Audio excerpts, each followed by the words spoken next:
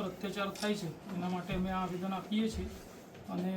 આપશ્રીને વિનંતી કે સરકારશ્રીને મોકલીને રાજ્યપાલ હસ્તક ઉપર મોકલીને આને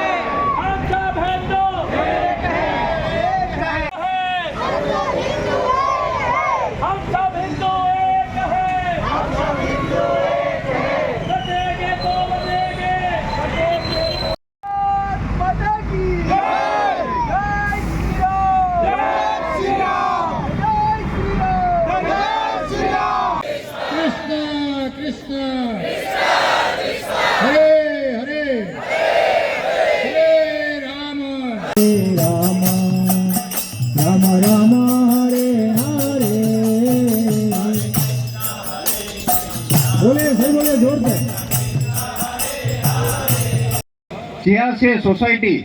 એને ટાર્ગેટ બનાવવામાં આવે છે। 50 માણસનું, 100 માણસનું, 500 માણસનું ટોળું જાય ઘરમાં, ઘરની ઘર વખરી બધી તોડી ફોડી નાખે, અંદરની સંપત્તિ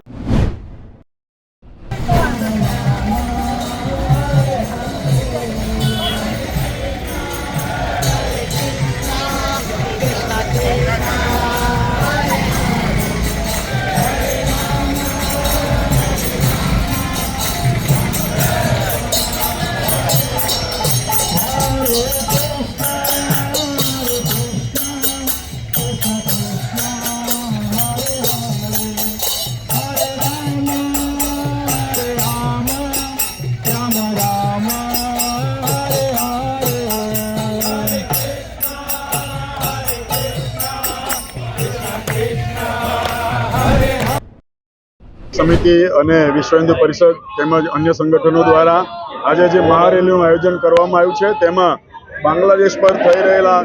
જે હિન્દુઓ પર અત્યાચાર થઈ રહ્યો છે એ અત્યાચારને તાત્કાલિક અને સંપૂર્ણપણે બંધ કરવામાં આવે, કલેક્ટરશ્રીને અમે આવેદન આપી અને વિનંતી કરીએ છીએ કે કલેક્ટરશ્રી અમારો અવાજ દિલ્હી સુધી પહોંચાડે અને ભારત સરકાર બાંગ્લાદેશ પર પૂરતું દબાણ લાવી હિન્દુઓ પર થઈ રહેલા અત્યાચારને તાત્કાલિક ધોરણે બંધ કરાવે અને હિન્દુઓ પર જે અમાનુષી વર્તાવ થઈ રહ્યો છે આ વર્તનને તાત્કાલિક ધોરણે બંધ કરાવે, જેના માટે સાધુ સંતો અને તમામ હિન્દુઓના જે સંગઠનો છે બધા જ સંગઠનો ભારત દેશની સાથે છે, હિન્દુઓની સાથે છે અને કોઈ પણ પરિસ્થિતિ જ્યારે બાંગ્લાદેશનું નિર્માણ થઈ છે તો એ પરિસ્થિતિ તાત્કાલિક બંધ કરવામાં આવે એવી વિનંતી છે। બાંગ્લાદેશની અંદર શેખ હસીના સરકારને અલોકતાંત્રિક રીતે હટાવીને ધર્માંધ સરકાર ત્યાં આવી ગઈ છે